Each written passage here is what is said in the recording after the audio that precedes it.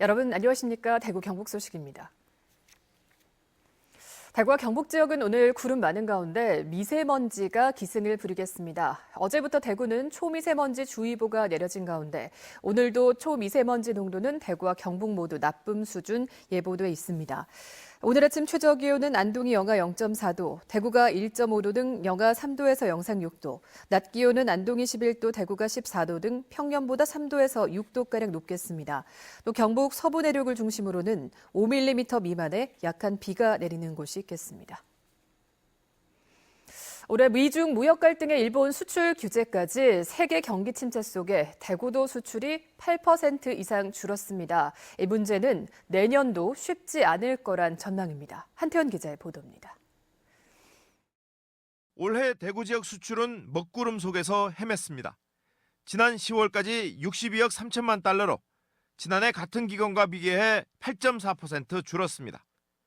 수입도 35억 7천만 달러로 8.7% 감소했습니다.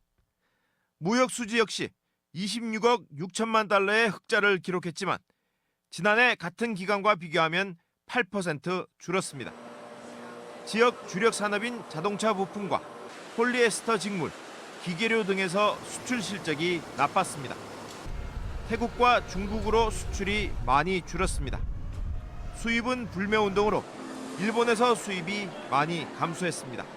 미중 무역 갈등으로 인해 가지고 아무래도 이제 그런 부분들이 상당히 영향을 많이 받아서 수출이 많이 감소했습니다. 그리고 또 일본 쪽으로 수출이 좀 많이 있는데 그쪽도 지금 대일 수출 규제로 인해 분위기가 지금 많이 안 좋은 그런 상황입니다. 그래서 작년보다 수출이 한 20-30% 정도 줄은 것 같습니다. 내년이 더 문제입니다. 대구 상공회의소가 최근 지역 기업 임원급 100명에게 내년도 경기 전망을 물어봤는데 10명 가운데 9명이 올해와 비슷하거나 더 나빠질 것으로 전망했습니다. 내년에는 그 지역 경기가 현재와 같은 기조를 유지하면서 제조업 중심의 그 생산 감소, 그 생산 감소로 인한 어떤 수출 부분의 부진은 지속이 될 것 같고요.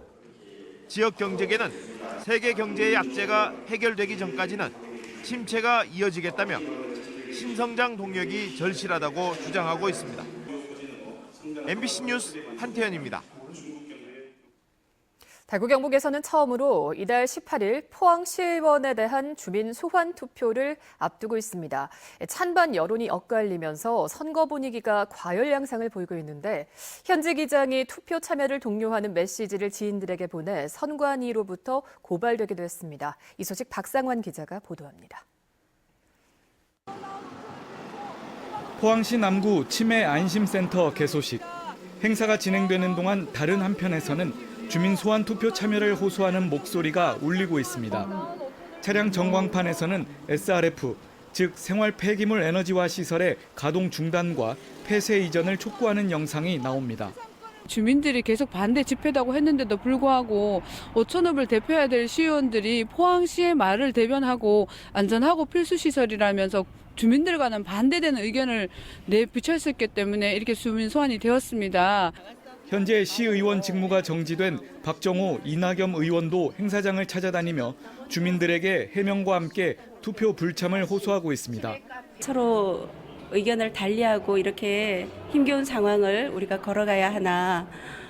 물론 저희가 이제 시의원으로서 우리 주민들의 이야기를 더 많이 듣고 경청했어야 함에도 불구하고 부족한 점이 있었다면 더 채워가겠습니다.